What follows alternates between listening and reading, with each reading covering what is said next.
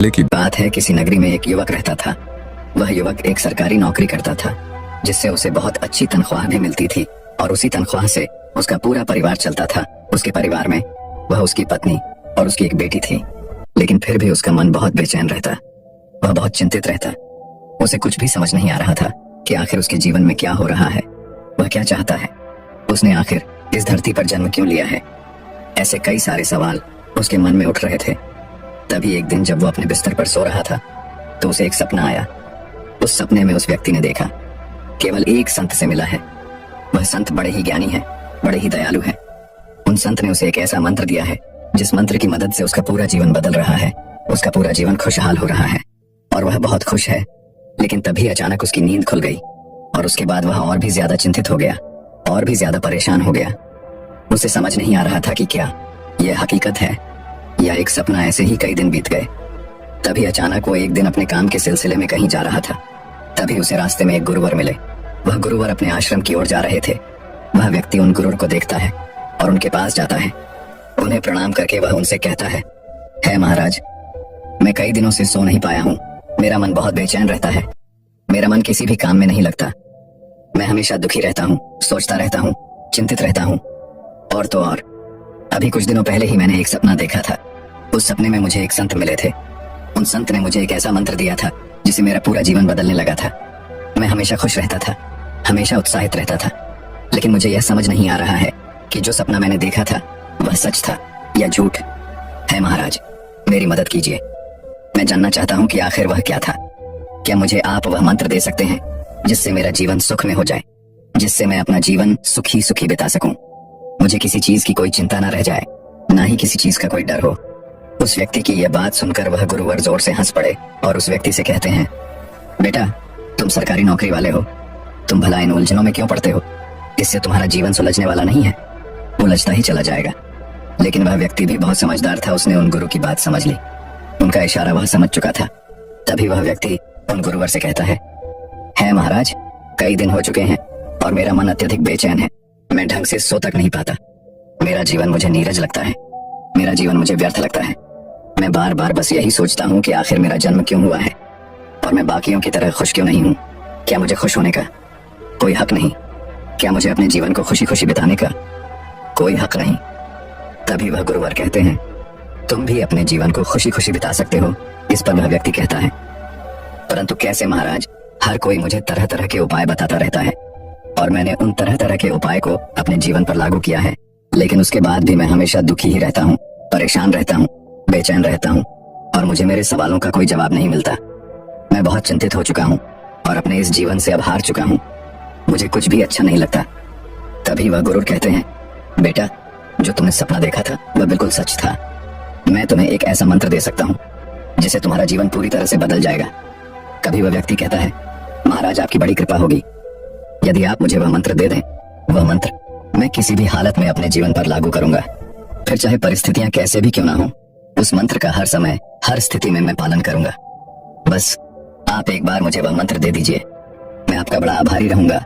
उस व्यक्ति की ये सारी बातें सुनकर वह गुरु उस व्यक्ति से कहते हैं, ठीक है, मैं तुम्हें वह मंत्र दे देता हूँ, लेकिन यह मंत्र बहुत मुश्किल है। लेकिन यदि तुम्हारे अंदर तीव्र इच्छा है तो यह मंत्र तुम्हारे जीवन में वापस से खुशियां भर देगा, तुम्हारे सादे जीवन में फिर से एक बार रंग भर देगा। तुम्हारे सामने नई खुशियां और शक्ति प्रकट होगी और तुम इस मंत्र से ही जीवन के सत्य को भी जान सकोगे। तभी वह व्यक्ति बड़ा उत्साहित होते हुए उन साधु से कहता है, बताइए महाराज, वह कौन सा मंत्र है, बताइए। वह कहते हैं, वह मंत्र यह है कि आज से अगले 3 महीनों तक तुम्हें हर समय सत्य बोलना होगा, फिर चाहे कुछ भी क्यों ना हो जाए, फिर चाहे परिस्थितियां कुछ भी क्यों ना हो।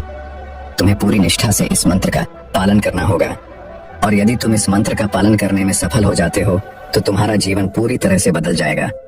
फिर तुम जैसा जीवन चाहते हो तुम्हें वैसा ही जीवन प्राप्त होगा।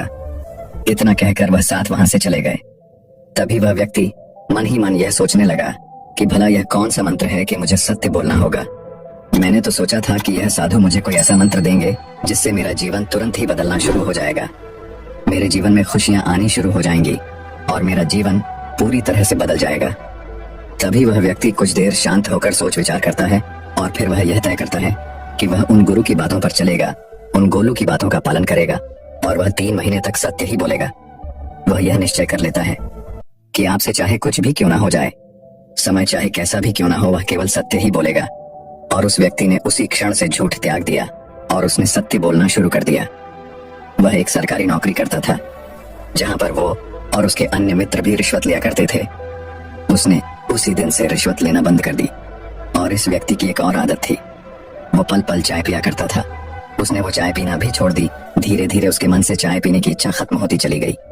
धीरे धीरे ऐसे ही कई दिन बीत गए और उसका मन अब शांत होने लगा था। अब उसे चैन की नींद आने लगी थी। वह बहुत अच्छा महसूस करने लगा था। लेकिन दोस्तों, कहा जाता है ना, वक्त पलटते देरी नहीं लगती। संयोग ऐसा हुआ कि उसी हफ्ते कर्मचारियों की जांच हुई और इलेक्शन में यह पता चला उस विभाग के कई लोग रिश्वत लेते हैं। और इसी सिलसिले में जब उस व्यक्ति से पूछताछ की गई तो उसने सब कुछ सच सच कह दिया। वह व्यक्ति कहता है, हाँ, हम अब तक जो रिश्वत लिया करते थे उसे हम आपस में बांट लिया करते थे। उस निरीक्षण कर्मचारी ने तुरंत ही उनके खिलाफ एक्शन लिया और उसकी एक रिपोर्ट बनाई गई। उस व्यक्ति के साथ उसके अन्य मित्रों पर भी कार्रवाई शुरू की गई। उन सभी के खिलाफ एक मुकदमा भी दर्ज किया गया और केवल उस व्यक्ति के सच बोलने से वह व्यक्ति और उसके अन्य मित्र भी इस मुकदमे में फंस चुके थे। हर कोई परेशान था कि आखिर वह क्या करे। सभी को उस व्यक्ति ने मुसीबत में डाल दिया था। कोर्ट में सारे कर्मचारियों ने उस व्यक्ति के खिलाफ झूठा बयान दिया कि रिश्वत केवल वही लेता है और यह हमें बदनाम करना चाहता है। उसने हमें झूठ बोलकर फंसाया है। उन सभी कर्मचारियों की बात सुनकर वह व्यक्ति यह तो समझ चुका था कि अब उसे लंबी सजा होने वाली है। इधर जब यह बात उसकी पत्नी और उसकी बच्ची को पता चली तो उन्होंने भी उस व्यक्ति का साथ छोड़ दिया। उसके सभी मित्र उसका साथ छोड़ चुके थे। उसके सभी सगे संबंधी थी अब उसकी एक बात नहीं सुनना चाहते थे। वह बिल्कुल अकेला हो चुका था। अब उसके साथ कोई नहीं था। जेल में बैठे हुए तो व्यक्ति अपने आप से कहता है, उन साधु की बात मानते हुए मुझे अभी केवल 13 दिन ही हुए हैं और सच बोलने के कारण मेरी नौकरी चली गई। मेरा परिवार मुझे छोड़कर चला गया। मेरे सगे संबंधियों ने भी मेरा साथ छोड़ दिया। मैं बिल्कुल अकेला हो चुका हूँ और अभी तो केवल 13 दिन ही बीते हैं और अभी तो 3 महीनों में न जाने क्या क्या होगा। यह ख्याल जब उसके मन में आया तो उसने यह भी सोचा कि मुझे सत्य बोलने के इस मंत्र को यहीं पर छोड़ देना चाहिए और मुझे झूठ बोलकर इस मुकदमे से बाहर निकलना चाहिए। लेकिन तभी उसे उस साधु की बात याद आई कि तुम्हें इसे पूरे 3 महीनों तक अपने जीवन में उतारना होगा। उसके बाद ही तुम्हारा जीवन पूरी तरह से बदलने लगेगा। इधर वह यह सोच ही रहा था, किताबी साध जिसने उस व्यक्ति को यह सारी बातें बताई थीं, जिसने उसे वह मंत्र दिया था, वह भी उसे अपने दिव्य दृष्टि से देख रहे थे। और वह जोर से हंस पड़े और कहने लगे, शिष्यम, आज तुम जानते हो क्या हुआ? जिसे मैंने सच बोलने का मंत्र दिया था, आज वह जेल में है और उसका साथ देने के लिए कोई तैयार नहीं हो रहा। उसका परिवार उसे छोड़कर चला गया। उसके सगे संबंधी भी उसकी एक बात सुनने के लिए तैयार नहीं। उसके मित्रों ने उसे खुद ही फंसा दिया। तभी एक शिष्य खड़ा होकर उन साधु से पूछता है, हे गुरुवर, यह तो उसके साथ बहुत बुरा हुआ, किंतु आप हंस क्यों रहे हैं? तभी वह साधु उस शिष्य से कहते हैं, मैं उस व्यक्ति पर नहीं हंस रहा, मैं तो इस दुनिया की मूर्खता पर हंस रहा हूँ। जब तक वह व्यक्ति झूठ बोलता रहा, लोगों को फंसाता रहा, लोगों को धोखा देता रहा, तब तक लोग उसकी इज्जत करते थे। लेकिन जैसे ही उसने सच बोलना शुरू किया, सत्य की राह पर चलना शुरू किया, लोगों ने उसका तिरस्कार करना शुरू कर दिया, उसे भला बुरा कहना शुरू कर दिया, उसे फंसाना और उसके खिलाफ बेईमानी भी शुरू कर दी। यहाँ तक कि उसके अपने तक उसका साथ देने को तैयार नहीं। और ऊपर से इस दुनिया के लोग कहते हैं कि अब लोगों में सच्चाई कहाँ रही। मैं इसलिए हंस रहा हूँ। कुछ दिनों बाद ही उस व्यक्ति को अदालत में पेश किया गया। तभी वहां पर उपस्थित एक जज ने उस व्यक्ति से कहा, तुम्हारा वकील कहाँ है? तुम्हारा मुकदमा कौन राधिका? इस पर वह व्यक्ति कहता है, जैसा मेरा कोई वकील नहीं है इस पर। वह जज कहता है, यदि तुम चाहो तो मैं तुम्हारे लिए एक सरकारी वकील कर सकता हूँ, जिसकी मदद से तुम इस मुकदमे को लड़ सकते हो और अपनी बेकसूर साबित कर सकते हो, और इससे हो सकता है कि तुम्हारी सजा भी कम हो जाए। तभी वह व्यक्ति मुस्कुराने लगा और जज से कहता है, जज साहब, मुझे किसी वकील की कोई आवश्यकता नहीं। अब चाहे मुझे कितनी भी सजा क्यों ना हो जाए, लेकिन सत्य तो यही है कि जो भी रिश्वत हम लेते थे उसे आपस में हम बांट लिया करते थे और उसका एक हिस्सा मैं भी लेता था। लेकिन आज से 13 दिन पहले मुझे एक संत मिले। उन संत ने मुझे एक मंत्र दिया था और कहा था कि अब से तुम कभी भी झूठ मत कहना, चाहे परिस्थितियां कैसे भी क्यों ना हो, चाहे तुम्हारे सामने हालत कैसे भी क्यों ना हो, तुम हर हाल में सत्य ही कहना। वह दिन और आज का दिन मेरा सब कुछ लूट चुका है। मेरे पास मेरी नौकरी नहीं रही, मेरे बच्चे, मेरी पत्नी सब मुझे छोड़कर जा चुके हैं। मेरे अपने मित्रों ने झूठी गवाही देकर मुझे इस मुकदमे में फंसा दिया। और मेरे सगे संबंधी भी मेरी एक बात सुनने के लिए तैयार तक नहीं। मैंने अपना सब कुछ खो दिया है और आज मैं इस अदालत में खड़ा हूँ। उस व्यक्ति की यह बात सुनकर जज ने कुछ समय का विराम लिया और चुपचाप उस व्यक्ति को अपने कमरे में बुलाया। उससे बातें की, उसे पूछताछ की और कहा, कौन है वह संत जिनकी बातों के प्रभाव में आकर तुमने सत्य की राह न ली। तुम सत्य बोलने पर अड़ चुके हो और तुम्हें यह तक नजर नहीं आता कि इससे तुम्हारा कितना नुकसान हो रहा है। तुम पूरी तरह से बिखर चुके हो, तुम्हारे पास अब कुछ नहीं रहा। तभी वह व्यक्ति उन संत के बारे में उस जज को सब कुछ सच सच बता देता है। और संयोग की बात देखिए, वह जज भी उन संत के बारे में सब कुछ जानता था। वह भी उनका एक शिष्य था जिन्होंने उस व्यक्ति को सत्य बोलने का मंत्र दिया था। उस व्यक्ति की सारी बातें सुनकर जज उस व्यक्ति से कहता है, हाँ बिल्कुल सही है, आप सत्य की राह पर अड़े रहें। काश ऐसा मैं भी कर पाता। कुछ समय बाद अदालत की कार्रवाई फिर शुरू की गई और जज ने इस बार उस व्यक्ति पर कुछ जुर्माना लगाकर उसे रिहा कर दिया।